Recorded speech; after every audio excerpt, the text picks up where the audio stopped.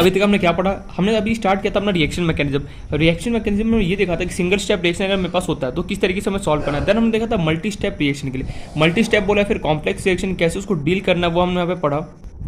जो multi step reaction होता है ना, उसमें जो इंपॉर्टेंट पॉइंट्स लिखा है मैंने स्टार्टिंग से 1 से लेकर 7 तक जो इंपॉर्टेंट पॉइंट्स है ना, वो थोड़ा सा क्या इंपॉर्टेंट है, एक बार उसे अच्छे से पढ़ लेना क्या वो काम हो जाएगा। फिर मैंने ग्राफ से भी समझा दिया कि कैसे मल्टी स्टेप अगर रिएक्शन गिवन हो तो कैसे हमें क्या करना है, सॉल्व करना है। ठीक है, अब मैं चलता हूँ एकदम रियल एग्जाम्पल पे चलता है कि मल्टी स्टेप या फिर क्या जो कॉम्प्लेक्स रिएक्शन होता है किस तरीके दिखता है, कैसे काम करता है।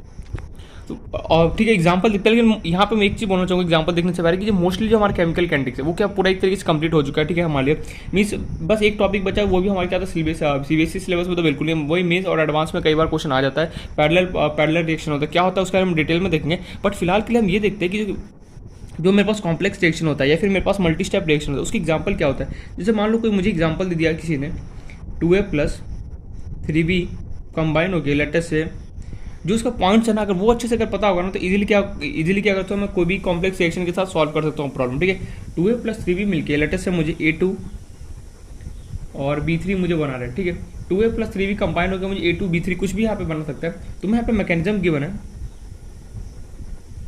मैकेनिज्म देखो जो रिएक्शन मैकेनिज्म है इतना इंपॉर्टेंट टॉपिक नहीं है हमारे लिए। इंपॉर्टेंट टॉपिक कौन कौन सा है, first order reaction, zero order reaction, mostly वहाँ से क्वेश्चन आ जाता है। देन हमने आर्डिनेस इक्वेशन पढ़ा, वो अगर ये तीनों अगर अच्छे से पढ़ लिया ना क्वेश्चन इजीली क्या होता है केमिकल कंडीशन निपटा सकते हैं। ये जो टॉपिक्स है ना ये क्या है कि कभी काल अगर क्वेश्चन बनाना पड़ा तो वो दे भी सकता है नहीं भी दे सकता है, इस टाइप का टॉपिक है। तो इसका तुम्हें रिएक्शन कैसे बना उसका तुम्हें मैकेनिज्म गिवन है।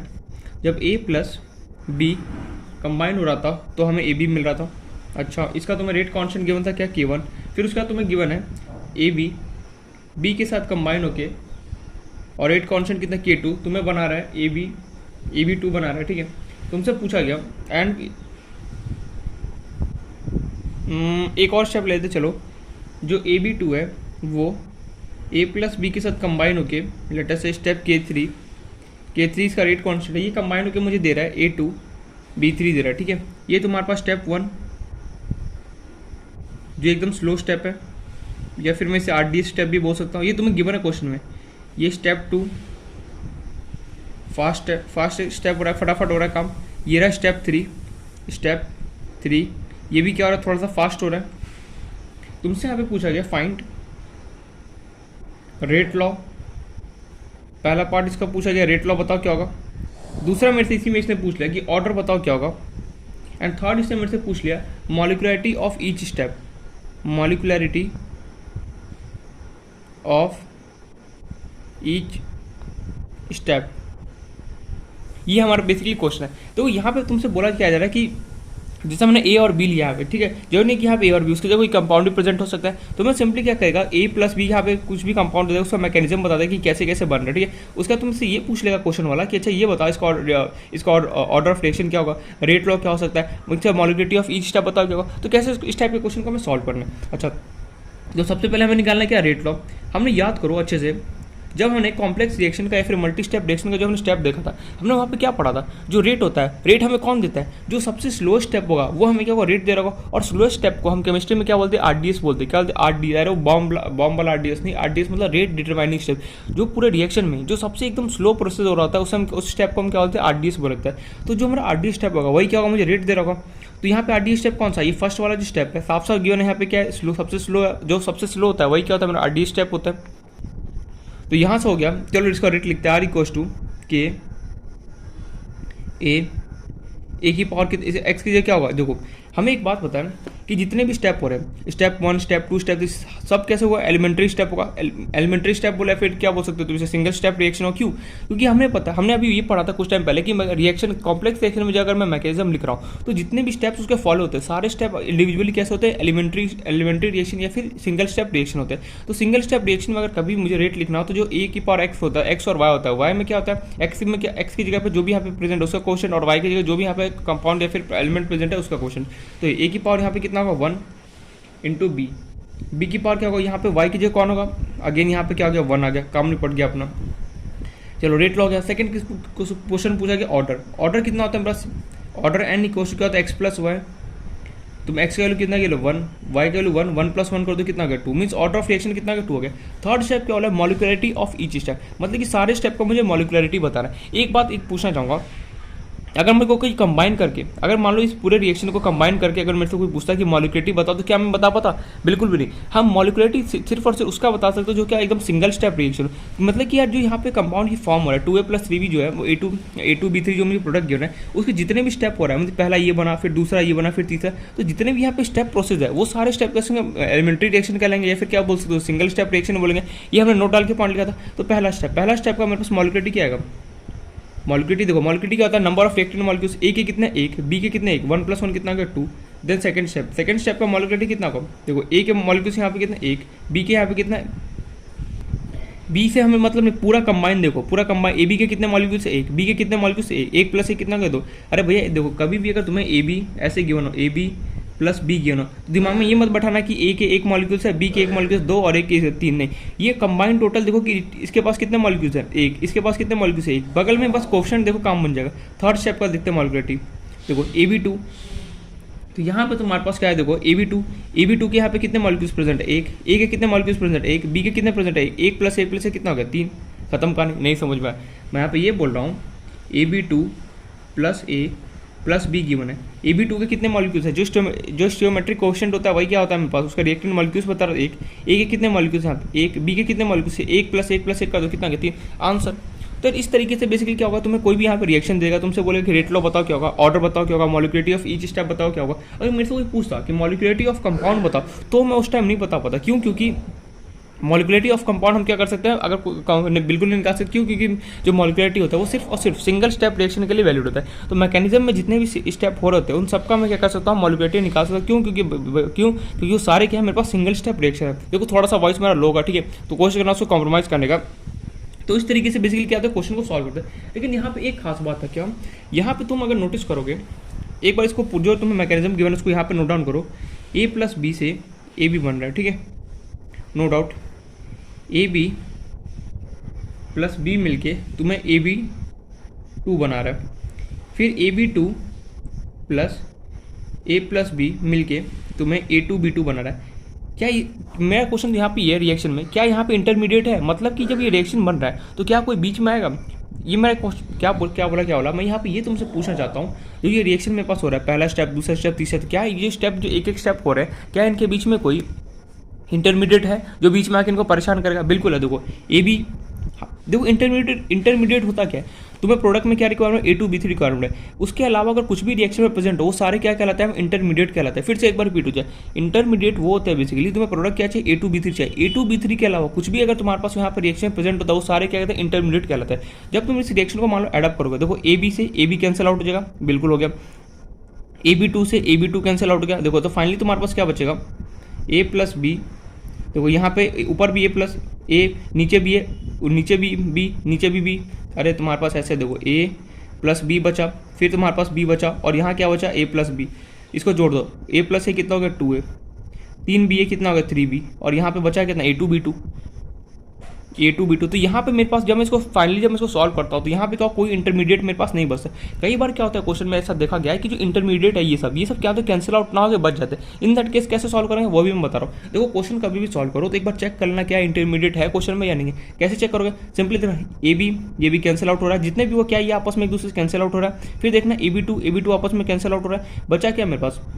तो मैं बस वो चाहिए। देखो इंटरमीडिएट वो होता है जो हमारे रिएक्शन, हमारा जो प्रोडक्ट है A2B3 और ये रिएक्टेंट है, इसके अलावा अगर कुछ भी प्रेजेंट हो फालतू इधर उधर का, तो क्या होता है उसे हम बोलते हैं इंटरमीडिएट। अब हमारा कोशिश क्या होता है इंटरमीडिएट को कैंसिल करना। यार इंटरमीडिएट कैंसिल कैसे होगा? सिंपली रिएक्शन को एडअप कर देखो, AB से AB कैंसिल आउट हो गया, AB2 से AB2 कैंसिल आउट हो गया, बचा क्या? जो बचा हमने फाइनली देखा कि 2A + 3B कंबाइन हो गया, A2B3 आ रहा है। Simple as that. तो एक बार क्वेश्चन में रिएक्शन मैकेनिज्म के जितने भी क्वेश्चन आएंगे, सबसे पहला दिमाग में यही स्टेप लगाना, क्या क्वेश्चन में मेरे पास कोई इंटरमीडिएट है? अगर इंटरमीडिएट होगा तो सिंपली एक बार चेक कर लेना, उससे देखना कि क्या सारे कैंसिल आउट हो रहे हैं। अगर हो रहे हैं तो इस तरीके से सॉल्व करना। अगर नहीं हो रहा होगा, मान लो कि तुम्हारा इंटरमीडिएट है, कहीं एक सेकंड के लिए मान लो कि वो कैंसिल आउट नहीं हो रहा है, तो कैसे सॉल्व करोगे? तो उसके लिए मैं बता रहा हूँ अभी कैसे उसको सॉल्व करते हैं, वही मैं ही बता रहा हूँ कि अगर मान लो कि इंटरमीडिएट क्वेश्चन में प्रेजेंट हो तो कैसे सॉल्व करते हैं वो हम यहाँ पे देखते हैं। तो यहाँ पे तो इंटरमीडिएट सारे कैंसिल आउट हो गए। कई बार क्या होता है कि जो इंटरमीडिएट है, मान लो कि AB2 और यहाँ पे AB2 नहीं हो तो कुछ और होता तो कैंसिल आउट होता नहीं। अगर जब इंटरमीडिएट कैंसिल आउट नहीं होगा तो कैसे उसको हम सॉल्व करेंगे वो यहाँ पे देखो। इसमें क्या है कि जब इंटरमीडिएट हमारा कैंसिल आउट नहीं होता ना तो क्या होता है, इसका थ्योरेटिकल पार्ट है बहुत ज़्यादा बोरिंग है,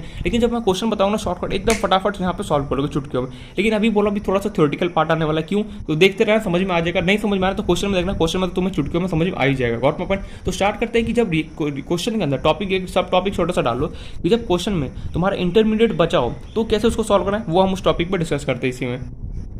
अगर इंटरमीडिएट नहीं बचा हो तब तो मुझे सिंपल है, जैसे मैंने बताया एकदम simple step by step solve करना है। लेकिन मान लो क्वेश्चन में अगर इंटरमीडिएट बच जाए तो कैसे सॉल्व करेंगे वो हम यहाँ पे अब देखते हैं। तो छोटा सा यहाँ पे हेडिंग लिख सकते हो, व्हेन इंटरमीडिएट इज, दिखाई दे रहा है ना, when intermediate is present in a reaction. जब मान लो तुम्हारे पास इंटरमीडिएट बचा हो तो कैसे उसको सॉल्व करना है वो देखते हैं यहाँ पे। थोड़ा सा क्या है ना कि ये थ्योरेटिकल पार्ट है, इसलिए बोला कि थोड़ा सा ध्यान से समझना। अगर नहीं समझ में आया तो क्वेश्चन जो होगा ना, क्वेश्चन तुम्हें पूरा सब कुछ समझा देगा। व्हाट पॉइंट, जैसे मान लो तुम्हें मैं एग्जांपल समझा रहा हूँ इसी को। जैसे मान लो तुम्हारे पास 2A + 3B कंबाइन हो गए, तुम्हें दे रहा है A2 B3 गिवन है, ठीक है। कैसे बना उसका तुम्हें मैकेनिज्म गिवन है, मैकेनिज्म तुम्हें गिवन है। स्टेप 1 में क्या हुआ, A + B बना और तुम्हें क्या दे रहा है, AB दे रहा है। फिर क्या हुआ, AB B के साथ कंबाइन होके AB2 बन रहा है। फिर हमें बोला जा रहा है AB2 A के साथ कंबाइन होके, फिर मेरे पास क्या हो रहा है, B के साथ कंबाइन होके मुझे मिल रहा है A2 B3 मिल रहा है, ठीक है। ये गिवन है, ये तो मैं गिवन है स्टेप 1। देखना जब इंटरमीडिएट तुम्हारा अगर रिएक्शन में प्रेजेंट हो तो कैसे सॉल्व करते देखना ध्यान से। ये स्टेप 2 गिवन है मुझे, ये स्टेप 3 गिवन है, ये सबसे फास्ट स्टेप गिवन है फास्ट, ये मेरे को मान लो कि सबसे स्लो स्टेप गिवन है स्लोएस्ट, और ये जो थर्ड स्टेप है वो मुझे गिवन है यहाँ पे, वो भी मान लो कि कुछ फास्ट ही गिवन है। क्वेश्चन मेरे से पूछा गया फाइंड पहला रेट लॉ, दूसरा मेरे से पूछा गया ऑर्डर ऑफ रिएक्शन, मॉलिक्युलरिटी क्या पूछूं, मॉलिक्युलरिटी तो निकाली दोगे। तो ये हमें क्वेश्चन गिवन है, तुम्हें कैसे क्वेश्चन को सॉल्व करना है। अब यार मुझे कैसे पता चला कि इंटरमीडिएट प्रेजेंट है या फिर नहीं। देखो इंटरमीडिएट है या फिर नहीं प्रेजेंट है, तुम्हें सिंपल सा जो रेट कांस्टेंट जब तुम लिखोगे, अगर रेट कांस्टेंट लिखते हो तो अगर इंटरमीडिएट प्रेजेंट हो जाए तो समझ जाना ये क्वेश्चन किसका, इंटरमीडिएट प्रेजेंट वाले का। क्या मैंने बोला, नोट डाल के एक पॉइंट लिख लो। अगर रेट कांस्टेंट, अगर रेट ऑफ रिएक्शन बोल लो, रेट ऑफ, कैमरा हिल क्यों रहा है, अगर रेट ऑफ रिएक्शन लिखने वक्त इक्वेशन में इंटरमीडिएट प्रेजेंट हो,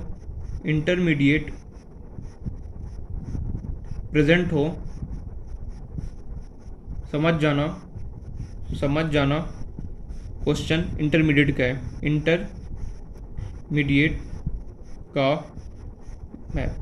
गॉट माय पॉइंट। बस इसका सिंपल सा पहचानने का तरीका यही होता है, तुम्हें ऐड वर्ड करने का क्या भाड़ में, बस इतना समझ लो। जब तुम रेट ऑफ रिएक्शन लिखो, अगर उसमें इंटरमीडिएट अगर कभी भी तुम्हें दिख जाए तो समझ जाना क्वेश्चन किसका हो, इंटरमीडिएट का क्वेश्चन हो। Got my point. इसका शॉर्टकट मैंने बता दिया। अब हम लिखते हैं इसका रेट लॉ बोलो या फिर रेट ऑफ रिएक्शन बोलो, जो मन करे बोल सकते हो। तो रेट ऑफ रिएक्शन किससे आएगा, सबसे स्लो स्टेप कौन है, ये वाला सेकंड वाला। तो यही मुझे क्या देगा, रेट लॉ दे रहा होगा। तो चलो लिखते हैं, रेट इक्वल क्या होता है, के, यहाँ पे एक ही जगह क्या होगा, AB की पावर कितना होगा 1, इसका क्वेश्चन कितना 1। सारे स्टेप का सिंगल स्टेप होगा, क्यों, क्योंकि हमें पता है जो भी मैकेनिज्म होता है, मैकेनिज्म में जितने भी यहाँ पे स्टेप्स होते हैं सारे कैसे होते हैं, एलिमेंट्री स्टेप्स, एलिमेंट्री रिएक्शन होता है। तो एलिमेंट्री रिएक्शन में जो भी मैं रेट लॉ का एक्सप्रेशन लिखूंगा तो एक्स और वाई की जगह में कोएफिशिएंट यहाँ पे पुट करना पड़ता है। सिंपली बी की जगह कितना होगा 1 होगा, ये आ गया मेरे पास रेट लॉ। अब यहाँ पे जो क्या हो गया कि मैंने लिखा रेट इक्वल टू के AB की पावर 1 और B की पावर 1। मैंने क्या बोला क्वेश्चन में, अगर रेट लिखते वक्त अगर इंटरमीडिएट प्रेजेंट हो तो समझ जाना क्वेश्चन किसका, इंटरमीडिएट का। तो यार मैंने देखा R इक्वल टू के AB की पावर 1 B की पावर मैं 1 लिख रहा हूँ। अच्छा, क्या मेरे पास AB कहीं पर भी प्रेजेंट है रिएक्शन में, यार क्या बोला, ये 3B है, ठीक है 3B है, 2A + 3B कंबाइन होकर A2B3 हमें दे रहा है। अब यहाँ प्रॉब्लम क्या हो गया, जो AB है, क्या तुम्हें AB इस फाइनल रिएक्शन में कहीं पर भी AB दिख रहा है, देखो A है 2A है + 3B है A2B3 में, कहीं पर भी मुझे AB गिवन है, AB मुझे तो यार कहीं पर भी रिएक्शन में गिवन है। इसका मतलब मैं ये समझ जाऊंगा कि जो ये जो रेट लॉ का हमने एक्सप्रेशन लिखा है, इसके अंदर ये जो AB है वो किसकी तरह बिहेव करेगा, इंटरमीडिएट की तरह, इंटरमीडिएट मीडिएट। क्या बोला फिर से देखो, तुम्हें इंटरमीडिएट पहचानने का सिंपल सा ट्रिक बता रहा हूँ। तुम रेट लॉ का एक्सप्रेशन लिखो, उसके अंदर जो भी यहाँ पे लिख रहे हो, ठीक है, लिख लिया तुम, उसका तुम एक क्वेश्चन जरूर पूछना लिखने के बाद, जो यहाँ पे ए बी या फिर कुछ भी लिख रहे हो, क्या वो फाइनल जो मेरा जो कंप्लीट रिएक्शन है क्या उसके अंदर ये प्रेजेंट है? बी तो चलो यहाँ पे प्रेजेंट है, लेकिन जो ए बी है क्या इस फाइनल रिएक्शन में मेरे पास ए बी प्रेजेंट है? बिल्कुल भी नहीं, कहीं पर भी ए बी है? बिल्कुल नहीं। तो ए बी देखो यहाँ पे A2B3 है, क्या यहाँ पे ए बी है? बिल्कुल नहीं। तो जो ए बी होगा वो किसकी तरह बिहेव करेगा? इंटरमीडिएट। तो मैं लिख भी देता हूँ now A B behave like a intermediate, ठीक है। मतलब कि तुम्हें क्या करना है, तो सिंपली रेट लॉ का एक्सप्रेशन लिखना है। इंटरमीडिएट कैसे पहचानोगे? सिंपली रेट लॉ का एक्सप्रेशन लिखा, उसके बाद तुम्हें लिखने के बाद जो भी यहाँ पे लिख रहे हो तुम ए बी जो भी यहाँ पे लिखोगे, एक बार उसे क्रॉस चेक कर लेना, क्या मेरा जो फाइनल जो मेरे पास रिएक्शन है क्या उसके अंदर वो एलिमेंट प्रेजेंट है या फिर देखो बी तो सिंपली प्रेजेंट है, क्या ए बी कहीं पर भी प्रेजेंट है? ए बी कहीं नहीं। A2B3 यहाँ पे A2B3 है, बिल्कुल नहीं। तो मतलब अगर नहीं प्रेजेंट हो समझ जाना ये क्या होगा, इंटरमीडिएट की तरह मेरे पास बिहेव कर होगा। यार अगर इंटरमीडिएट की तरह अगर बिहेव कर रहा है तो आप कैसे इसको सॉल्व किया जाए? क्वेश्चन तो ये अराइज हो गया ना मन में कि अगर ये इंटरमीडिएट की तरह अगर बिहेव कर रहा है तो मैं कैसे इसको सॉल्व करूँगा? तो उसका सॉल्व देखो कैसे करते हैं। पहले ये तो समझ में आना कि पहचानते कैसे इंटरमीडिएट को। तो मैं सिंपली कुछ नहीं करना, रेट लॉ का एक्सप्रेशन लिखना है। लिखने के बाद तुम्हें एक बार क्रॉस चेक कर लेना है, जो भी यहाँ पे तुम्हारे पास यहाँ पे कंपाउंड है फिर जो भी कंसंट्रेशन आ रहा है, एक बार क्या वो जो फाइनल है उसके अंदर प्रेजेंट है। जैसे ए बी क्या यहाँ पे कहीं प्रेजेंट है? नहीं। बी तो चलो यहाँ पे प्रेजेंट है। तो अगर नहीं प्रेजेंट होगा तो समझ जाना वो ये जो है वो किसकी तरह बिहेव कर रहा है? इंटरमीडिएट की तरह बिहेव कर रहा होगा। अच्छा, अगर मान लो इंटरमीडिएट की तरह मेरे पास बिहेव कर रहा है तो यार मैं कैसे उसको सॉल्व करूँगा? देखो इंटरमीडिएट का जो क्वेश्चन होता है ना बहुत शानदार है, तो मैं क्वेश्चन को देख के समझ में आ जाएगा इंटरमीडिएट के क्वेश्चन है कैसे। तो पहले मैं स्टेप लिख रहा हूँ। अगर इंटरमीडिएट प्रेजेंट हो देन कैसे सॉल्व करते हैं? इफ इंटरमीडिएट इज प्रेजेंट, मैंने बोला ना थोड़ा सा थ्योरेटिकल है लेकिन आसान है, समझ में आ जाएगा। इफ इंटरमीडिएट इज प्रेजेंट देखना इसका, और क्वेश्चन के अंदर ही तुम साफ साफ गिवन होगा कि इंटरमीडिएट का ये क्वेश्चन है कैसे देखना, अभी बस इस लाइन के बाद समझा रहा हूँ। If intermediate is present then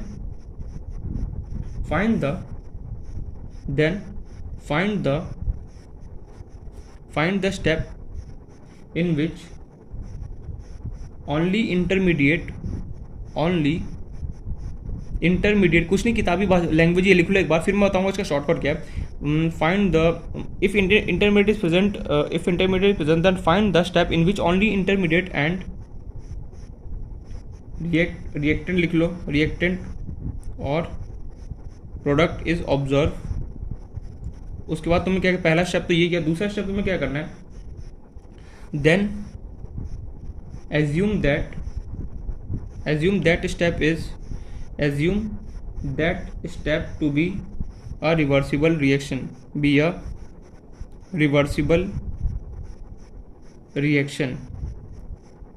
अरे कुछ नहीं किताबी बातें बोला जरा बस समझते चलो, देखना आगे एकदम इसका शॉर्टकट भी बताने वाला। देखो क्या बोल रहा है ये, अगर कभी भी इंटरमीडिएट प्रेजेंट हो जाए तो उसका तुम्हें क्या करना है, तुम्हें तीनों में से ऐसा स्टेप ढूंढना है जिसके अंदर क्या हो, इंटरमीडिएट क्या हो वो वाला प्रेजेंट हो। तो कहाँ पे इंटरमीडिएट प्रेजेंट है? A B. अरे भैया तुम्हें कुछ नहीं कहा है, तुम्हें सिंपली यहाँ पे ये बोला जा रहा है कि तुम्हें ऐसा स्टेप ढूंढना है जिसके अंदर क्या हो, बेसिकली जो इंटरमीडिएट हो वो क्या हो, प्रेजेंट हो। तो इंटरमीडिएट देखो यहाँ पे A+B में भी यहाँ पे भी प्रेजेंट है, यहाँ पर भी प्रेजेंट है A भी। अब दोनों में से किसको लिया जाए? तो तुमने रेट लॉ किससे लिखा है? सेकंड वाले स्टेप से लिखा। तो तुम्हें सिंपली क्या करना है, इस स्टेप को, ये वाला स्टेप क्या होगा, तुम्हें इस वाले स्टेप को तुम्हें क्या माना, रिवर्सिबल रिएक्शन माना है। मतलब यहाँ पे ये बोला जा रहा है, देखो यहाँ पे मैं शॉर्टकट बताऊंगा अभी, पर एक बार प्रोसेस समझ लो। प्रोसेस समझने तो कोई शॉर्टकट तो है हमारे पास। मैं यहाँ पे ये बोला हूँ, अगर तुम्हारे पास कभी भी इंटरमीडिएट प्रेजेंट हो जाता है तुम्हें उस वाले स्टेप को ढूंढना है जिस स्टेप के अंदर वो इंटरमीडिएट प्रेजेंट हो। तो ये वाला जो सेकंड स्टेप है इसके अंदर मेरे पास इंटरमीडिएट प्रेजेंट है, देखो ए बी। अब इसी स्टेप को मैं क्या मानूंगा, रिवर्सिबल रिएक्शन मानूंगा। यार लेकिन रिवर्सिबल रिएक्शन होता क्या? रिवर्सिबल रिएक्शन वो होता है जो आगे देखो, जैसे रिवर्सिबल रिएक्शन को रिप्रेजेंट कैसे करते हैं, जैसे मान लो ए इस तरीके से रिप्रेजेंट करते हैं किसको, रिवर्सिबल रिएक्शन को।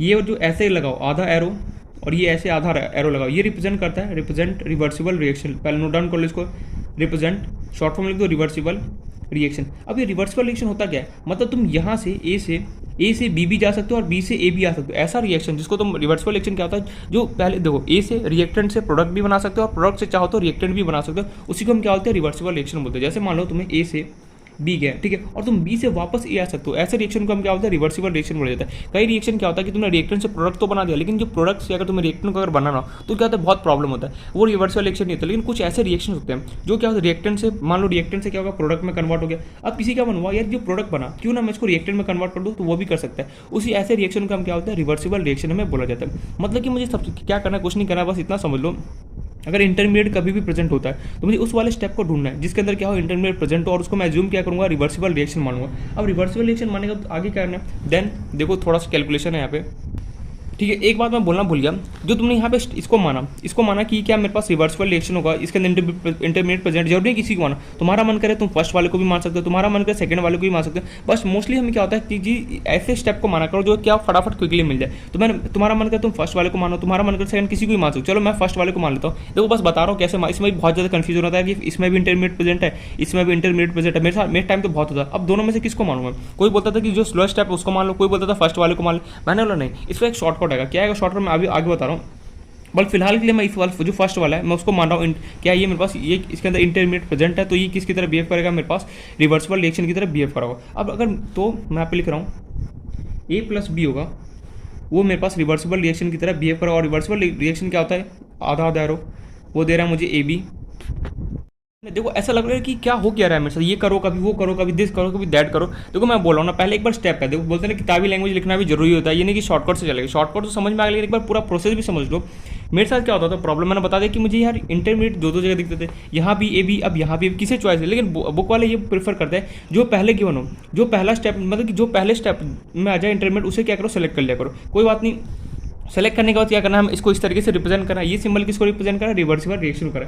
अब तुम्हें यहाँ पे क्या करना होगा, इक्विलिब्रियम कांस्टेंट का तुम्हें वैल्यू लिखना पड़ेगा। क्या लिखना पड़ेगा? अब यहाँ पे जो मैं टर्म लिख रहा हूँ ना, वो तुम्हारे लिए क्या इंपॉर्टेंट है यहाँ पे। क्या? एक सेकंड होल्ड ऑन। पता है ना कैमरा बार बार टेढ़ा हो रहा है, ठीक है। यहाँ पे जो मैं टर्म लिख रहा हूँ वो इंपॉर्टेंट है। जब तुम इसको लिख लोगे रिवर्सिबल रिएक्शन की तरह, उसका तुम्हें यहाँ पे एक टर्म लिखना है जिसका नाम है इक्विलिब्रियम कांस्टेंट। इक्विलिब्रियम के इक्विलिब्रियम, ठीक है, इक्विलिब्रियम, स्पेलिंग पता नहीं क्या हो गया, इसको हम बोलते हैं इक्विलिब्रियम कांस्टेंट। इक्विलिब्रियम कांस्टेंट, और उसको रिप्रेजेंट किसी कहता है? इसको रिप्रेजेंट हम बेसिकली के ई क्यू से रिप्रेजेंट करते हैं। इसका फॉर्मूला मेरे पास क्या होता है? Product upon reactant, product upon reactant. देखो कैसे लिखते हैं, ध्यान से देखना, यही इंपॉर्टेंट है, इसका कोई शॉर्टकट नहीं है।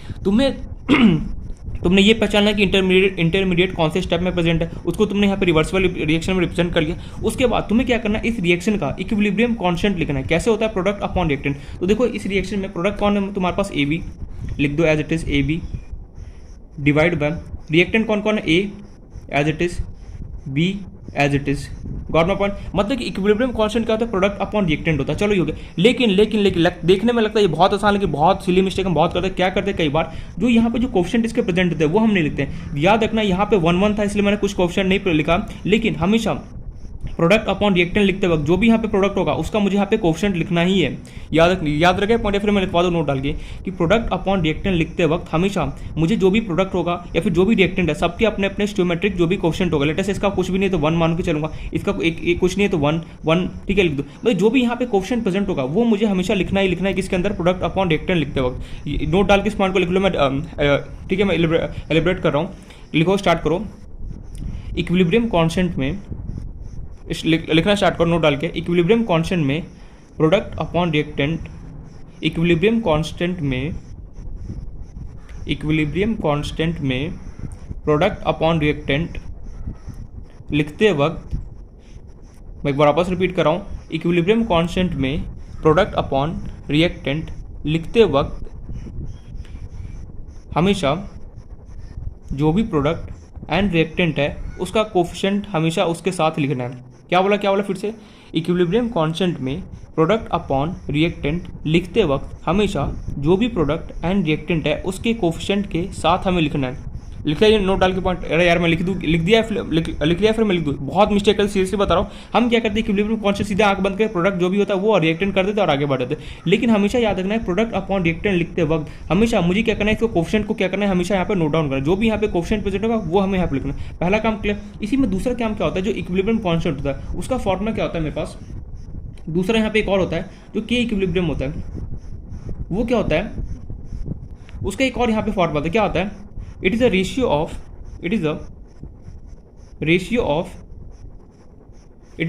Of rate constant in forward direction,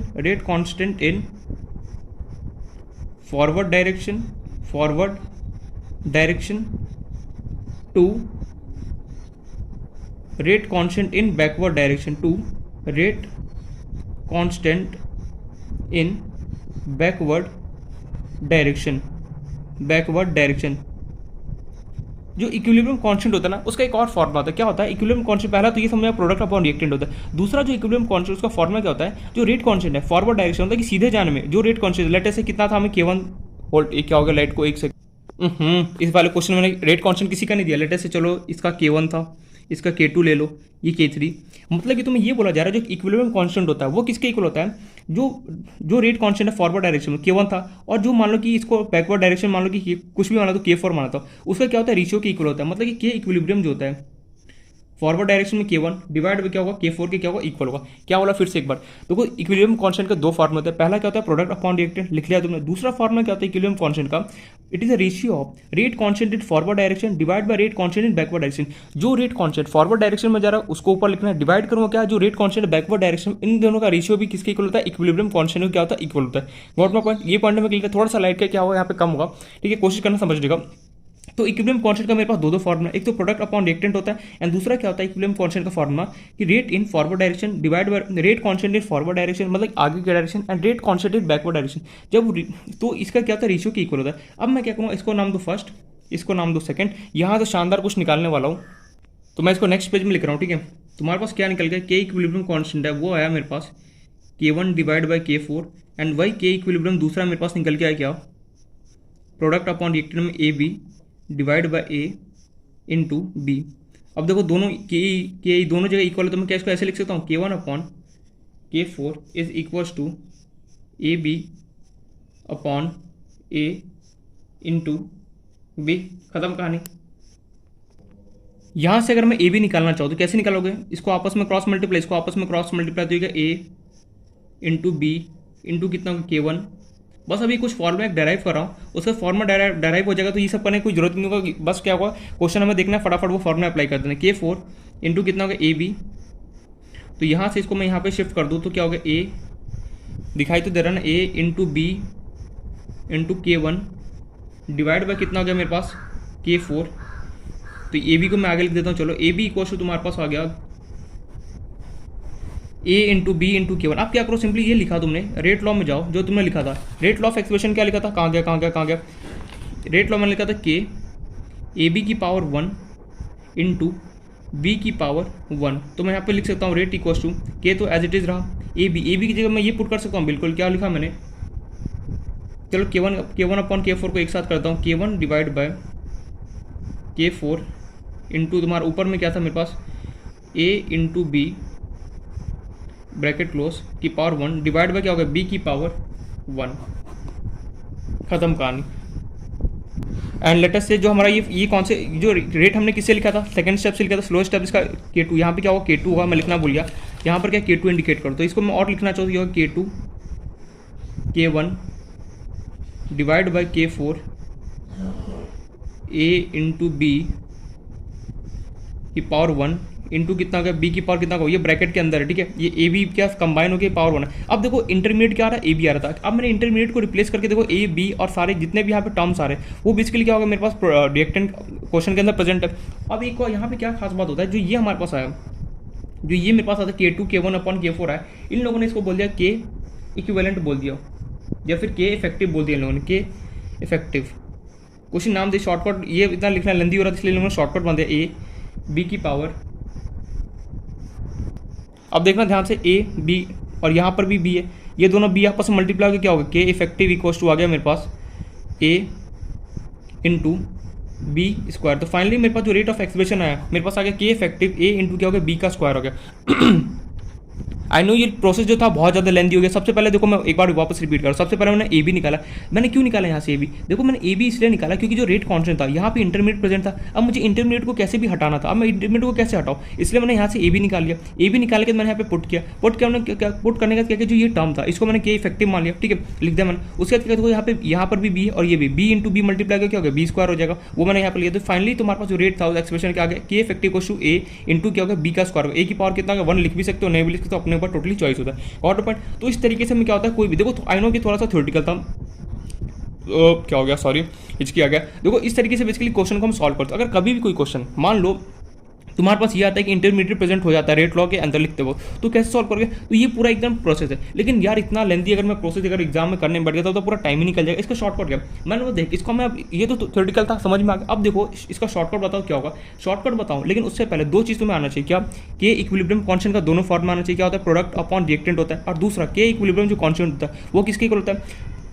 it is the ratio of rate in forward, rate constant in forward direction, जो भी रेट कांस्टेंट होगा फॉरवर्ड डायरेक्शन वो divide by rate constant backward, उसके रेशियो की इक्वल होता है। ये दोनों फॉर्मुला हमें अच्छे से पता होना चाहिए, क्योंकि यही फॉर्मुला अप्लाई करके मैं शॉर्टकट बताऊंगा। अब मैं चलता हूँ एक रियल लाइफ एग्जांपल बताता हूँ कैसे कैसे बेसिकली इस टाइप के क्वेश्चन आता है कि इंटरमीडिएट अगर प्रेजेंट हो रेट लॉ के अंदर तो कैसे उसको सॉल्व करते हैं। ये तो पूरा थ्योरेटिकल बात है, बार बार दिस दैट। इसको अगर पूरा प्रोसेस सॉल्व करने बैठ के एग्जाम में निपट जाओगे। इसका शॉर्टकट बता रहा हूँ, शॉर्टकट कैसे होगा। मैं एक एग्जाम्पल दे रहा हूँ, रियल लाइफ एग्जाम्पल एक्सप्रेशन, उससे क्या होगा तुम्हें सब कुछ यहाँ पे क्लियर हो जाएगा। तो देखते हैं वो एग्जाम्पल क्या है हमारे लिए। अब देखना जो हम अभी तक पढ़ाना सब कुछ यूँ चुटकियों में क्लियर होने वाला है एकदम। इसका सही बात क्यों कि इसका जो थ्योरेटिकल पार्ट होता है ना, ये रेट अगर मान लो कि रेट लॉ के एक्सप्रेशन के अंदर अगर कभी भी इंटरमीडिएट प्रेजेंट हो जाए तो क्या होता है, बहुत ज़्यादा लेंदी होता है। लेकिन जो इसका शॉर्टकट है ना वो देखना कैसे समझ में आता है, एकदम क्लियर। लेकिन उसके लिए ये दो फॉर्मुला अच्छे से याद होना चाहिए। इक्विलिब्रियम कांस्टेंट होता है प्रोडक्ट अपॉन रिएक्टेंट, और इक्विलिब्रियम कांस्टेंट होता है उसका दूसरा फॉर्मुला क्या है? It is the ratio of rate constant in forward direction divide by rate constant in backward direction. क्या होता है? रेशियो के इक्वल होता है। Got proper. अब देखते हैं इसका रियल लाइफ एग्जाम्पल की कैसे कोई हमें कैसे कोई एग्जाम्पल आता है। तो स्टार्ट करते हैं एग्जाम्पल अपना। तो देखना इसका एग्जाम्पल, ठीक है। एग्जाम्पल से सब कुछ एकदम एक एक पॉइंट टू पॉइंट क्लियर हो जाएगा कि किस तरीके से बेसिकली एग्जाम्पल आता है इसका, किस तरीके से क्वेश्चन बनता है। जैसे मान लो तुम्हारे पास 2O3 ऑक्सीजन का एग्जाम्पल लेता है, चलो O3 का, वो तुम्हें 3O2 तुम्हें बना के दे रहा है। इसका तुम्हें हमें मैकेनिज्म गिवन है, मैकेनिज्म वो मुझे गिवन है। O3 सबसे पहले कंबाइन होके ये आधा स्टेप देखना, क्वेश्चन को देखते ही तुम पहचान दो कि इंटरमीडिएट वाला क्वेश्चन है। और इसका रेट कांस्टेंट लेटर से K1 है, और बैकवर्ड जाने के लिए इसका रेट कांस्टेंट तुम्हें K2 गिवन है। देन स्टेप 2 में तुम्हारे पास क्या हो रहा है? O प्लस O3 कंबाइन होके और इसका रेट कांस्टेंट K3 तुम्हें O3 मिल रहा है, ठीक है। 2O2 तुम्हें मिल रहा है। ये फर्स्ट स्टेप है और ये क्या तुम्हारे पास स्लो स्टेप है, ठीक है। ये स्टेप 1 था, ये स्टेप 2 था। हमसे यहाँ पे पूछा गया वही फाइंड, दिखाई दे रहा है ना, फाइंड फर्स्ट रेट लॉ। इसका रेट लॉ बता दो क्या होगा। दूसरा मेरे से पूछा गया ऑर्डर हमसे पूछा गया, ठीक है। एंड थर्ड हमसे पूछा गया, तो ये भी ले लो, rate constant of reaction, rate constant of reaction. ये 3 सवाल हमसे पूछा गया। अब यार मुझे कैसे पता चला इंटरमीडिएट का क्वेश्चन अगर कभी भी देखना, इसका शॉर्टकट बता रहा हूँ, अगर कभी भी क्वेश्चन में ये मैकेनिज्म अगर कभी भी ये वाला एरो मिल जाए, मीन्स आधा ये ऐसे, ये आधा इनकम्प्लीट एरो मिल जाए, समझ जाना ये क्वेश्चन 120% इंटरमीडिएट का क्वेश्चन है। फिर से एक बार रिपीट हो जाए। देखो पहला काम तो ये मुझे समझना है कि क्वेश्चन कौन सा इंटरमीडिएट का है या फिर नहीं, कैसे पहचानूंगा। अगर कभी भी मैकेनिज्म लिखते वक्त अगर क्वेश्चन वाले अगर इस टाइप का अगर एरो मुझे लगा के दे दिया, समझ जाऊंगा कि क्वेश्चन किसका इंटरमीडिएट क्वेश्चन का है। सबसे बेस्ट पहचानने का तरीका क्या था? ये एरो। अगर कहीं पर भी क्वेश्चन में इस टाइप का एरो बना दे कोई भी स्टेप में, समझ जाना वो क्वेश्चन किसका है, 120% इंटरमीडिएट का ही क्वेश्चन है, ठीक है। ये पॉइंट तो क्लियर है। मतलब कि मैंने क्वेश्चन को देखते ही समझ लिया ये क्वेश्चन जो है ये 120% इंटरमीडिएट वाला क्वेश्चन है, कि कहीं ना कहीं बीच में इंटरमीडिएट तो आएगा ही आएगा, ठीक है। कब आएगा वो तो बात की बात है, लेकिन पहले तो मैंने ये पहचान लिया। अब मैं करूँगा क्या, मुझे रेट लिखना है। रेट लिखने के लिए ओहो ये पेज कैसा आ गया यार, एक सेकेंड, ठीक है चलो काम चला लेते हैं अभी, ठीक है। अब मुझे रेट लिखना है। रेट लिखने के लिए फॉर्मूला क्या होता है? के कौन सा स्टेप देगा जो सबसे स्लो स्टेप होता है? के और यहाँ पे सबसे स्लो स्टेप कौन सा? ये वाला स्टेप मुझे क्या होगा? रेट दे रहा होगा के। ए की जगह क्या लिखूंगा? ओ की पावर कितना हो गया? 1 इंटू बी की जगह मैं लिखूंगा O3 की पावर भी कितना हो गया? 1 हो गया। ये मेरा क्या होगा? रेट आ गया। अच्छा अब मेरे पास रेट तो आ गया के O की पावर 1 इंटू क्या होगा? O3 की पावर कितना होगा? 1। देखो मुझे तो ये पता है, ऑलरेडी पता है ये बात कि क्वेश्चन क्या है, 120% इंटरमीडिएट क्या होगा? इंटरमीडिएट का क्वेश्चन है। इंटरमीडिएट क्वेश्चन होने का मतलब क्या है कि जब मैं रेट लिखूंगा तो उसके बीच में कहीं ना कहीं इंटरमीडिएट तो आएगा। देखो क्वेश्चन में तुम्हारे पास O3, यहाँ पे हमारे पास इंटरमीडिएट कौन है? देखो O3 मेरे पास है, बिल्कुल है, लेकिन जो O है क्या मेरे पास यहाँ पे मेन जो एक्सप्रेशन है क्या इसके अंदर O प्रेजेंट है, O2 प्रेजेंट है, O3 प्रेजेंट है। देखो एक तो मेरे पास क्या क्या प्रेजेंट है? O3 प्रेजेंट है और दूसरा मुझे O2 प्रेजेंट है। लेकिन क्या कहीं पर भी इस रिएक्शन के अंदर O प्रेजेंट है? बिल्कुल भी नहीं, सिर्फ इंडिविजुअली O नहीं, बिल्कुल नहीं। तो 120% जो O है ये किसकी तरह बिहेव करेगा? इंटरमीडिएट। ये मेरे पास बिहेव करा किसकी तरह? इंटरमीडिएट की तरह बिहेव करेगा। नोट ये पॉइंट क्लियर करो। देखो तुम एक एक स्टेप करा ना वो समझना, क्योंकि इसी तरीके से तुम क्वेश्चन को वहाँ पे सॉल्व करोगे। देखो मुझे तो ऑलरेडी पता था ये बात, ये क्वेश्चन तो 120% इंटरमीडिएट का है, लेकिन कब कैसे, लेकिन इसको क्लैरिटी कैसे आ गई जब मैंने रेट लॉ लिखा तो उसके अंदर ये देखा यार जो ये रिएक्शन है, जो मेरे पास ये रिएक्शन हो रहा है उसके अंदर O3 तो चलो प्रेजेंट है नोट, लेकिन O है यार वो तो प्रेजेंट ही नहीं कहीं पर भी। ऐसे ही तुम्हें भी देखना होगा, ठीक है। तुम्हें ये पता चलेगा कि रिएक्शन 120% इंटरमीडिएट क्या है, उसके बाद तुम्हें क्या करना है, जब तुमने रेट लिखा है स्लोएस्ट है, तुम्हें ये पहचाना उसके अंदर से कौन ऐसा है जो इंटरमीडिएट की तरह काम करे। मेरे पास कौन काम करे, O काम करे, ऑक्सीजन। हाँ, ये जो O है वो इंटरमीडिएट की तरह काम है, क्योंकि यहाँ पे कोई O प्रेजेंट ही नहीं है। अब मुझे O को हटाना है, किसी भी तरह O को यहाँ से रिप्लेस करना है। दूसरा काम क्या होता है, इंटरमीडिएट को पहचानने के बाद तुम्हें किसी भी हालत में उसको हटाना पड़ता है। अब कैसे हटाओगे, कुछ मत करो, इसका तुम्हें क्या करना है, दूसरा स्टेप बाय स्टेप देखते रहो मैं क्या करो। इसका तुम्हें इसका जो अब तुम्हें ये देखना है जो O है वो किस रिएक्शन में प्रेजेंट है। कुछ मत करो, सिंपल सा स्टेप करना क्या, जिस भी रिएक्शन में तुम्हें रिवर्सिबल का सिंबल क्यों बनाओ, सिंपली वही स्टेप क्या होगा, तुम्हें उसी स्टेप में क्या होगा जो O प्रेजेंट होगा, तो इसी स्टेप को वापस से रिपीट कर दो O3। जो मैंने बताया था ना कन्फ्यूजन को कैसे हम दूर करेंगे। मुझे क्या होता है, प्रॉब्लम होता है कि इंटरमीडिएट तो देखो यहाँ पर भी O है, यहाँ पर भी दोनों में, अब मैं किसको लूँगा, तो हमें उस स्टेप को लेना है जिसके अंदर ये रिवर्सिबल का सिंबल तुम्हें क्वेश्चन वाला गिवन होगा, उस स्टेप को तुम्हें क्या करना है, इंटरमीडिएट स्टेप वाला लेके चलना है। गॉट माय पॉइंट, ये लिख दिया O2 + O। अब क्या करो इसका, होल्ड ऑन, क्या हो गया, अब इस रिएक्शन का क्या करना है, मुझे इक्विलिब्रियम कांस्टेंट लिखना है। क्या फॉर्म आता है, प्रोडक्ट अपॉन रिएक्टेंट, प्रोडक्ट कौन होगा, प्रोडक्ट O2, उसके साथ एक और प्रोडक्ट है कौन, O as it is, divide by reactant, reactant क्या है मेरे पास O3। इनके बगल में कोई कोएफिशिएंट प्रेजेंट नहीं, इसलिए मैंने क्या किया एज इट इज लिखा। अगर कोई कोएफिशिएंट प्रेजेंट होता तो मैं सिंपली यहाँ पे अटैच करता, ये लिख दिया। और ओहो मैं यहाँ पे रेट कांस्टेंट लगाना भूल गया। फॉरवर्ड में जा रहा है कितना था K1 और बैकवर्ड में जा रहा है तो रेट कांस्टेंट K2। एक और K इक्विलिब्रियम का फॉर्मूला क्या, it is a ratio of rate constant in forward direction क्या है K1 divide by rate constant in backward direction क्या है K2। यहाँ से लिख दिया। देखो ये क्यों लिखते हैं, ये मैं इसलिए लिखता हूँ जो मेरा इंटरमीडिएट O आया, अब मैं इसको कैसे हटाऊँ, यहाँ पे इंटरमीडिएट को हटा के मुझे कुछ ना कुछ जो रिएक्टेंट एंड प्रोडक्ट में वो मुझे लेके आना था। उसी को लेके आने के लिए हम देखो हर एक चीज़ के पीछे कुछ रीजन होता है, ये नहीं कि हम डायरेक्टली अपने मन से कर रहे हैं। मेरे पास यहाँ पे क्वेश्चन ये आया, ये जो इंटरमीडिएट यहाँ पे आया, अब मैं इसको कैसे रिमूव करूँ। इसको रिमूव करने के लिए, इस इंटरमीडिएट को हटाने के लिए हम क्या करते हैं, इक्विलिब्रियम कांस्टेंट का हेल्प लेते हैं। ये तो ना फॉर्मूला लिख दिया। अब कुछ मत करो, दोनों को आपस में इक्वल कर दो। क्या, K1/K2 इज इक्वल टू क्या करो, O2 O divide by O3। अब क्या करो, अब देखो तुम्हें करना क्या है, ये तुमने कर लिया। अब इसके बाद तुम्हें ये यहाँ पे ये जाना है, यहाँ पे इंटरमीडिएट कौन था O। अब मुझे किसी भी तरह यहाँ से O का वैल्यू निकाला। ये जब तुमने दोनों को आपस में इक्वल कर दिया, उसका तुम्हें क्या करना है, जो भी इंटरमीडिएट है, इंटरमीडिएट कौन है O। अब मुझे यहाँ से किसी भी तरह से एक्सप्रेशन से O का वैल्यू निकालना है। कैसे करो, कुछ मत करो, क्रॉस मल्टीप्लाई कर दो दोनों से। तो ये हो गया K1 × O3 इक्वल्स टू हो गया K2 O2 × O। मुझे निकालना है किसका, O का वैल्यू निकालना है। सिंपली इन सबको लिया, इसके चरणों में भेज दिया। क्या होगा, K1/K2 O3 as it is, and ये नीचे क्या होगा मेरे पास O2 आ गया, इक्वल टू क्या आ गया O। देखो तुम्हारे पास O का यहाँ से वैल्यू क्या आ गया, K1/K2 O3 × O2। जाओ सिंपली यहाँ पे पुट कर दो, तो R इक्वल टू मेरे पास हो गया K। ओहो सेकंड स्टेप, ये हम कौन से स्टेप से लिख रहे हैं, सेकंड स्टेप से लिख रहे हैं, तो यहाँ पे K3 होगा ना, मैं लगाना बार बार भूल जाता हूँ। जो भी यहाँ पे रिएक्शन में गिवन हो सिंपली उसका रेट कांस्टेंट लिखना मत भूलना। ये हो गया R इक्वल टू K, हमें O की जगह क्या पुट करना, दिस। ये हो गया मेरे पास K1 डिवाइड बाय K2।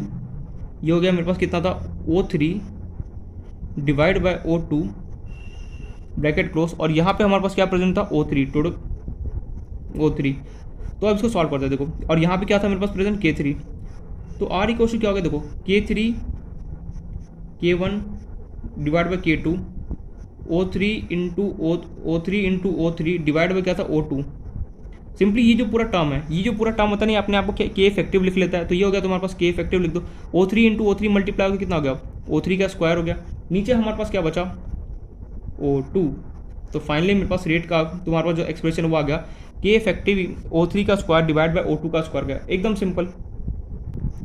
या फिर तुम इसको और भी ऐसे लिख सकते हो, K इफेक्टिव O3 का स्क्वायर, इसको तुम ऊपर भेज दो तो क्या हो गया, O2 की पावर कितना हो जाएगा, -1 हो जाएगा आंसर। रेट कांस्टेंट ऐसे भी लिख सकते हो। तो इस तरीके से क्या होता है कि अगर कभी भी मेरे पास इंटरमीडिएट अगर प्रेजेंट हो जाए तो सिंपली मुझे क्या करना है, सबसे पहले मुझे इसका वैल्यू मुझे निकालना है। कैसे निकालूंगा, जो जहाँ पर भी जिस भी रिएक्शन में ये रिवर्सिबल का एरो गिवन है उसको मैं बुलाऊंगा, उसका मैं क्या करूँगा, इक्विलिब्रियम कांस्टेंट लिखूंगा, फिर मैं उसका रेशियो लिखूंगा, दोनों को आपस में इक्वल करूँगा, फिर मैं वहाँ से रिकॉर्ड हुआ या नहीं हुआ, बिल्कुल हुआ। उसके बाद तुम्हें क्या करना है, इस लिखने के बाद तुम्हें देखना इंटरमीडिएट कौन है, O। जो भी यहाँ पे इंटरमीडिएट प्रेजेंट हो सिंपली क्या करना है, उसको यहाँ से ये तो आपस में लिखने के बाद क्या करना, क्रॉस मल्टीप्लाई। फिर उस क्रॉस मल्टीप्लाई के बाद क्या करना है, जिसका भी तुम्हें यहाँ पे इंटरमीडिएट है उसका तुम्हें यहाँ से वैल्यू निकालना है। कैसे निकालोगे, जो भी इसको यहाँ पे चरणों में, तो यहाँ ओ का वैल्यू आ गया। सिंपली मैंने यहाँ से जो भी इंटरमीडिएट था उसको मैंने यहाँ पे वैल्यू निकाला, उसके बाद क्या करना है, इक्वेशन के अंदर पुट करना। इक्वेशन के अंदर पुट कर दिया तो जो ये पूरा टर्म है ना, ये अपने आप को के इफेक्टिव मान लेता है, लिख दिया हमने। उसके बाद ये कुछ आपस में मल्टीप्लाई वगैरह होगा, जो होगा तुम एज इट इज यहाँ पे लिख सकते हैं। तो इस तरीके से बेसिकली कभी भी मेरे पास इंटरमीडिएट अगर क्वेश्चन में प्रेजेंट होता है तो कैसे हम सॉल्व करते हैं वो मैंने यहाँ पे बता दिया। तो वो इंटरमीडिएट का क्वेश्चन अगर कभी भी होगा तो सबसे पहले वो हमेशा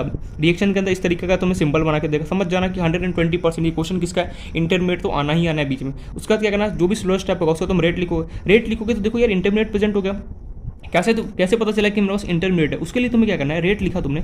उसके बाद एक बार आगे बढ़ने से पहले एक बार जरूर श्योर हो जाना क्या मेरे पास जो यहाँ पे जो भी मैं लिख रहा हूँ क्या वो मेरे पास इस इक्वेशन मेन वाला जो इक्वेशन है क्या उसके अंदर प्रेजेंट है। अगर प्रेजेंट हुआ तो ठीक है, नहीं प्रेजेंट होगा वो तो वो क्या होगा, इंटरमीडिएट हो जाएगा। अब इसको निकालो कैसे, जो भी मेरे पास रिएक्शन है इस टाइप का एरो गिवन है उसको मैंने बुलाया, उसका मैंने इक्विलिब्रियम कांस्टेंट लिखा, इसका मैंने ये रेशियो निकाला, इन दोनों को आपस में क्रॉस मल्टीप्लाई किया, जो भी इंटरमीडिएट था यहाँ पे उसका मैंने यहाँ से वैल्यू निकाला, इसके अंदर पुट किया और फाइनली मेरे पास क्या होगा, रेट का वैल्यू आ गया। जो ये होता है ना ये वाला टर्म K3 K1 K2 जो भी यहाँ पे टर्म आता है इसको हम क्या मान लेते हैं, के इफेक्टिव माना जाता है। तो इस तरीके से बेसिकली हम कोई भी क्वेश्चन को कैसे सॉल्व कर सकते हो यहाँ पे मैंने बता दिया कि अगर मेरे पास कभी भी इंटरमीडिएट अगर मेरे पास आता है तो कैसे करना है, एक स्टेप हमें यहाँ से पता होना चाहिए। मोस्ट इंपॉर्टेंट क्या है यहाँ पे, इक्विलिब्रियम कांस्टेंट का मैं वैल्यू अच्छे से फॉर्मुला याद होना चाहिए। हमेशा देखना रिएक्टेंट और प्रोडक्ट अपॉन रिएक्टेंट लिखते वक्त जो भी यहाँ पे कोएफिशिएंट प्रेजेंट होगा मुझे हमेशा लिखना है। यहाँ पे कुछ भी यहाँ पे 1 यार 1 को किसी चीज़ से मल्टीप्लाई करो ना करो कोई फर्क नहीं पड़ता, इसलिए क्या मैंने यहाँ पे लिखा नहीं। अगर यहाँ पे 2 होता तो मैं यहाँ पे 2 लिखता, अगर यहाँ पे 4 होता तो मैं 4 लिखता। व्हाट पॉइंट इस तरीके से क्या होता है कि हम कभी भी इंटरमीडिएट का अगर कभी भी क्वेश्चन आता है तो किस तरीके से सॉल्व करना है वो मैंने यहाँ पे बता दिया। तो यहाँ पे रिएक्शन मैकेनिज्म हमारा पूरा कंप्लीट होता है कि किस तरीके से क्वेश्चन बन सकता है, कॉम्प्लेक्स कंपाउंड में कुछ नहीं होता है। बस इतना याद रखना अगर इंटरमीडिएट अगर बन गया कभी तो कैसे सॉल्व करना है वो हमने यहाँ पे डिस्कस कर लिया। अब जो हमारा इसमें नेक्स्ट जो टॉपिक है उसका नाम है वो थोड़ा सा क्या है कि सीबीएसई में हमारे सिलेबस में नहीं है, लेकिन वो हमारे जो जेईई मेंस है उसमें डायरेक्टली क्या होता है, कई बार ऐसा देखा गया मेंस एडवांस में कि डायरेक्टली क्या होता है तुम्हें फॉर्मुला पुट करो और आंसर आ जाता है। उसका टॉपिक का नाम है पैरेलल रिएक्शन या फिर कई बुक वाले साइड रिएक्शन बोलते हैं, वो हम यहाँ पे डिस्कस करते हैं। और पॉइंट मतलब कि अपने बोर्ड में नहीं है, मीन्स अपना जो कॉम्पिटेटिव एग्जाम होता है उसके अंदर क्या वो टॉपिक है। ठीक है, तो स्टार्ट करते हैं अपना पैरेलल रिएक्शन और साइड रिएक्शन के बारे में। इस पर एक बार अच्छे से पढ़ लेना और फिर प्रैक्टिस करना, समझ में इजीली आ जाएगा। बस फॉर्मूला यहाँ पे अच्छे से याद रखना, क्लियर हो जाएगा पॉइंट।